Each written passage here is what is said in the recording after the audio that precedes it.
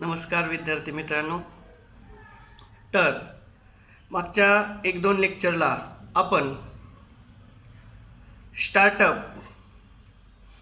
स्टार्टअपची संकल्पना पाहिली.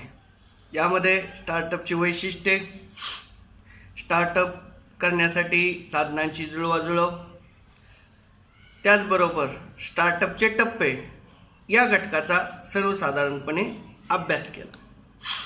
आता आपल्याला पुढच्या अशाच एका घटकाचा अभ्यास करायचा. त्याचं नाव आहे स्टँडअप. स्टँडअप ही संकल्पना आपल्याला सविस्तर जाणून घ्यायची. तर या ज्या संकल्पना आहेत या सर्वसाधारणपणे शॉर्ट नोटसाठी किंवा टिपांसाठी येऊ शकतात. त्यामुळे याचा सविस्तर आणि बारकाईनं अभ्यास करणं महत्त्वाचं आहे. यामध्ये जे आहे तेच तंतोतंत मांडणी करता आली पाहिजे. यामध्ये तुम्हाला चुकीचं दुसरं लिहिता येणार नाही, कारण ही संकल्पना त्या पद्धतीनं तुम्हाला एक्झाममध्ये मांडता आली पाहिजे. आता स्टार्टअप म्हणजे नव्याने उद्योगाची निर्मिती, म्हणजे नवीन संकल्पना किंवा नवीन तंत्रज्ञानाचा एक पायोनियर असा व्यवसाय म्हणजे स्टार्टअप आपण शिकलेलो आहोत.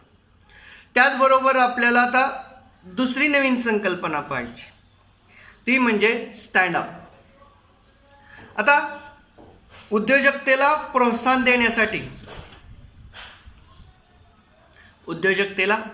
देण्यासाठी केंद्र सरकारने स्टँडअप योजना सुरू केली.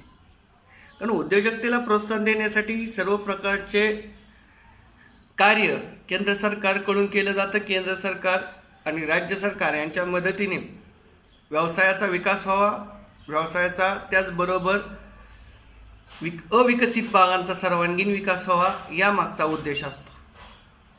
ही योजना नवउद्योगांसाठी या संकल्पना आपल्याला पुढील प्रमाणे अभ्यास करता येईल. म्हणजे खऱ्या अर्थाने ही योजना केंद्र सरकारच्या प्रोत्साहनाने सुरू केली. त्याचबरोबर या योजनेचा लाभ नवउद्योजकांसाठी होतो. त्याप्रमाणे आपण या स्टँडअप म्हणजे नक्की काय हे सविस्तर पाहणार आहोत. तर समाजातील मागास व दुर्बल गटातील नवउद्योजकांना कर्ज पुरवठा करून स्वतः पायावर उभा राहण्यासाठी प्रोत्साहन देणारी योजना म्हणजे स्टँडअप. बघा काय सांगितलेलं आहे, समाजातील मागास व दुर्लभ घटकातील नवउद्योजकांना कर्ज पुरवठा करून स्वतःच्या पायावर उभा राहण्यासाठी प्रोत्साहन देणारी योजना म्हणजे स्टँडअप. स्टँडअप या संज्ञेमध्ये मागास व दुर्बल घटकातील नवउद्योजकांमध्ये आत्मविश्वास निर्माण व्हावा, त्याबरोबर त्यांच्या व्यवसाय कार्यामध्ये प्रगती व्हावी, त्यांना सन्मानाने आपल्या स्वबळावर उद्योग क्षेत्रामध्ये उभे राहता यावे, ही संकल्पना अभिप्रेत आहे. म्हणून ही योजना अनुसूचित जाती, ऑब्लिक जमाती व महिला गटासाठी राखीव ठेवण्यात आली आहे. नवउद्योजकांनी उद्योग क्षेत्रात स्वबळावर स्वतःचे स्थान स्थापन करावे, हा यामागचा उद्देश असतो. स्टँडअप इंडिया योजनेची घोषणा पंतप्रधान नरेंद्र मोदी यांच्याद्वारे 15 ऑगस्ट 2015 रोजी करण्यात आली. स्टँडअप योजनेची घोषणा 5 एप्रिल 2016 रोजी माजी उपपंतप्रधान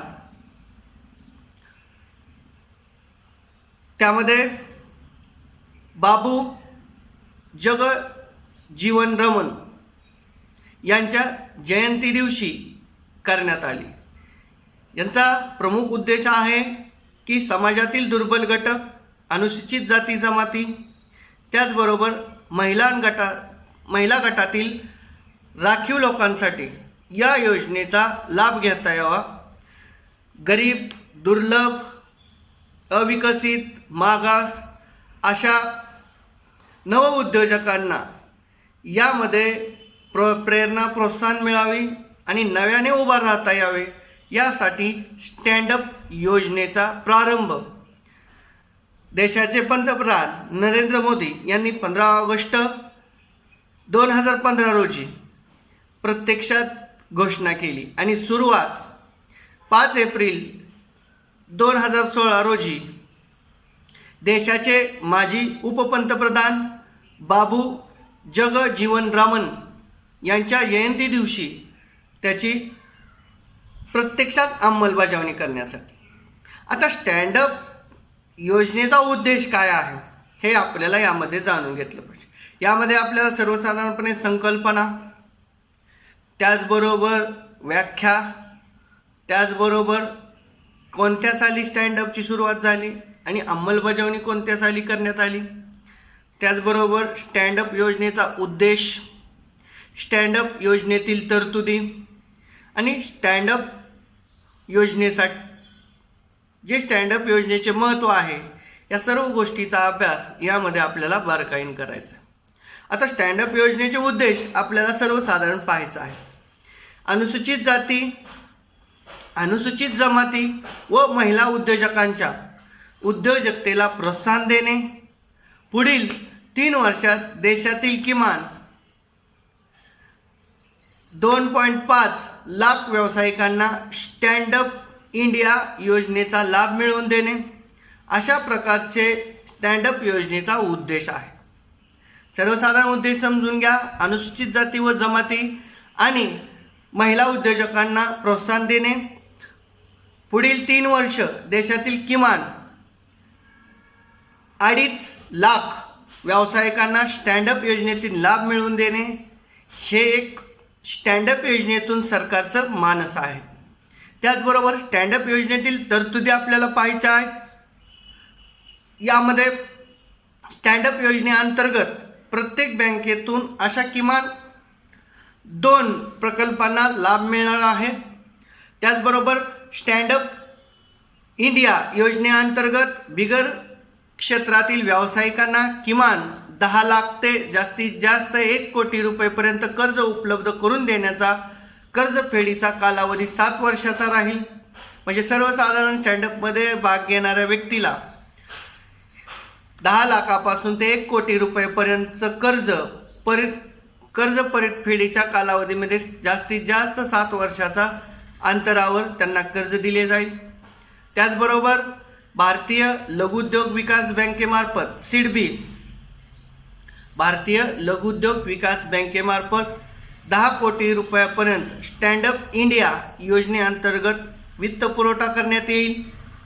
त्याचबरोबर स्टँडअप इंडिया योजनेअंतर्गत उभारण्यात येणाऱ्या प्रकल्प खर्चामध्ये 25% रक्कम लाभार्थ्यांना तर उर्वरित 75% रक्कम ही कर्ज स्वरूपात उपलब्ध करून देण्यात येईल. या योजनेअंतर्गत फक्त कॅश क्रेडिट किंवा टर्म लोन दिले जाईल. या योजनेअंतर्गत कॅश क्रेडिट किंवा टर्म लोन दिले जाईल. या योजनेअंतर्गत कोणत्याही सवलती, सबसिडी देण्यात येणार नाहीत. फक्त नवीन प्रकल्पास व ग्रीन शेड प्रकल्पास योजनेचा फायदा मिळवता येणार आहे. या योजनेअंतर्गत फक्त 18 वर्षावरील अनुसूचित जाती, अनुसूचित जमाती व महिला वर्गांनाच लाभ मिळू शकतो. या योजनेअंतर्गत कर्ज घेण्यासाठी पूर्वी कोणत्याही बँकेचे कर्ज परत करताना चुकारपणा करता कामा नये. चालू भांडवलासाठी डेबिट कार्डची सोय उपलब्ध करून दिलेली आहे. अशा प्रकारचे तरतुदी स्टँडअप योजनेमार्फत अनुसूचित जाती आणि जमाती आणि राखीव महिला वर्गातील महिलांना अशा प्रकारच्या तरतुदी केलेल्या आहेत. आता ह्या स्टँडअपचे महत्त्व आपल्याला जाणून घ्यायचं आहे. यामध्ये स्टँडअप इंडिया अंतर्गत पुढील फायदे या योजनेमार्फत मिळू शकतात. यामध्ये अनुसूचित जाती, अनुसूचित जमातीच्या व्यक्तींना व महिला उद्योजकांना यामध्ये उद्योजक होण्याची संधी उपलब्ध होणार आहे. त्याचबरोबर कमीत कमी व्याजदराने कर्ज उपलब्ध करून दिले जाईल. त्याचबरोबर कर्जासाठी कोणतेही तारण, सिक्युरिटी देण्याची गरज नाही. त्याचबरोबर या योजनेअंतर्गत सवलतीमुळे देशातील उद्योजकता वाढते. देशात 2.5 लाख उद्योजकांना कर्ज देण्याचा उद्देश या योजनेअंतर्गत आहे. अनेक उद्योग सुरू होत असल्याने रोजगार उपलब्ध होणार आहेत. त्याचबरोबर नवउद्योजकांना त्याच्यातून उदरनिर्वाहाचं साधन म्हणून त्यांचा रोजगाराचा एक स्रोत निर्माण होणार आहे. त्याचबरोबर हा उद्योग बंद करताना किमान 90 दिवस अगोदर त्याबाबत तुम्हाला तशा प्रकारच्या सूचना केंद्र सरकार राज्य सरकारला द्यायच्या. अशा पद्धतीचे स्टँडअपचे महत्त्व आपल्याला या ठिकाणी सांगता येईल. त्यानंतर पुढच्या लेक्चरला आपण पुढचे घटक पाहूयात. धन्यवाद.